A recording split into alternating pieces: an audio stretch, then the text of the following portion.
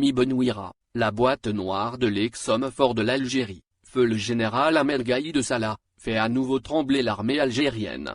Le fugitif serait en fait à Istanbul, où il négocie l'octroi de la nationalité turque et d'où il a commencé ses premiers déballages.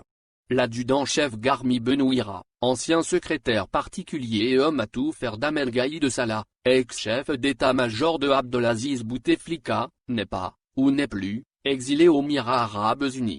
Exfiltré le 5 mars dernier, avec son épouse et ses 2 enfants, par l'ancien puissant chef des renseignements militaires algériens, le général Wassini Bouazak, en prison depuis le 13 avril dernier, Garmi Benouira donne ces jours-ci des sueurs froides aux actuels maîtres de l'Algérie.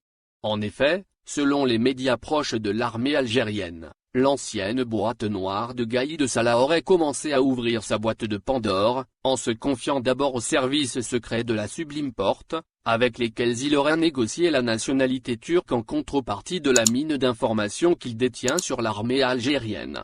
La nationalité turque ainsi qu'un autre patronyme lui aurait été attribué le jeudi 23 juillet.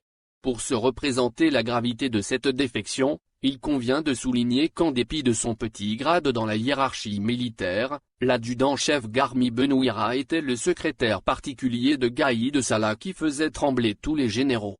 Durant la toute-puissance de l'ancien chef d'état-major de l'armée algérienne, Benouira était au courant de tous les dossiers stratégiques liés à la gestion, à la sécurité et à la défense de l'Algérie. Il a fui l'Algérie avec ses dossiers, estampillés secret défense, dans ses bagages. L'empressement avec lequel le régime turc a offert un accueil bienveillant à Benouira porte à croire que celui-ci a négocié sa 2e nationalité, moyennant remise de ses dossiers à Ankara. Le pays, dirigé par Recep Tayyip Erdogan, un nostalgique de la grandeur de l'Empire ottoman, ne cache pas ses visées expansionnistes et s'est implanté militairement en Libye, pays avec lequel l'Algérie partage une frontière longue de 1000 km. Détenir les dossiers de la boîte noire de Gaïd Salah donne un précieux avantage au régime turc qui peut s'en servir pour dissuader toute velléité d'activisme diplomatique ou d'intervention militaire par le pouvoir d'Alger. Garmi Benouira aurait également, toujours selon ses médias proches de l'armée, fourni à l'Arbizitou, opposant algérien proche des islamistes, mouvement Rachad, et résidant à Londres, des informations personnelles sur les 4 officiers supérieurs qui constituent aujourd'hui le noyau du pouvoir réel en Algérie.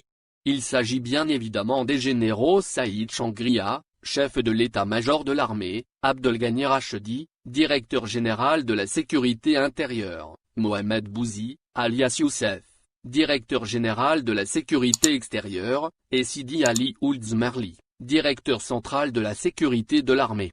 Ainsi, pour ce qui est du primus inter pares, à savoir Saïd Changria, on apprend, à partir des premiers déballages de Benouira, que ses 4 enfants sont grassement émargés sur le budget de l'armée nationale populaire, ANP. Ainsi, le capitaine Changria fils a été formé, non pas en Algérie, mais dans des écoles militaires françaises du temps où son père était à la tête de l'armée de terre. Déjà bien intégré dans les réseaux, cet informaticien de formation, pompeusement qualifié d'ingénieur, est actuellement l'un des hommes les plus puissants de l'armée algérienne où il est plus craint que son géniteur. Le général Changria a également choyé ses 3 filles, toutes liées par des contrats, qu'on imagine juteux, avec l'armée. Ainsi l'une d'entre elles serait médecin spécialisée en endocrinologie, détentrice de l'un des cabinets médicaux privés les mieux équipés de tout Alger. Non pas que la clientèle se bouscule devant sa porte, mais parce qu'elle a un contrat avec l'hôpital militaire de Ain Adja, principale infrastructure médicale de la capitale algérienne. La 2e fille de Changria serait une architecte de formation, et dont le bureau croule sous les projets immobiliers, dont de nombreux projets d'habitat relevant de l'armée, toujours selon les révélations de Garmi Benouira. Enfin, la 3e fille de Changria travaille, elle, comme gérante d'un hôtel militaire. Probablement un autre club des pins, réservé aux seuls hauts gradés de l'armée algérienne. Selon les médias proches de l'armée, ces révélations participent en fait d'un complot contre l'Algérie, mené par les services secrets de la Turquie, militairement présente en Libye, où l'Algérie cherche aussi à mettre pied. De premières informations avaient fait état de la présence de Garmi Benouira aux Émirats arabes unis, mais il s'est avéré qu'il se trouvait entre les mains des services secrets turcs, qui font ainsi montre d'un autre acte d'hostilité à l'égard de l'Algérie, écrit un journal algérien, avant d'ajouter, la volonté de nuire à l'Algérie est confirmée, les autorités turques se rendant ainsi coupables d'un chantage qui ne dit pas son nom.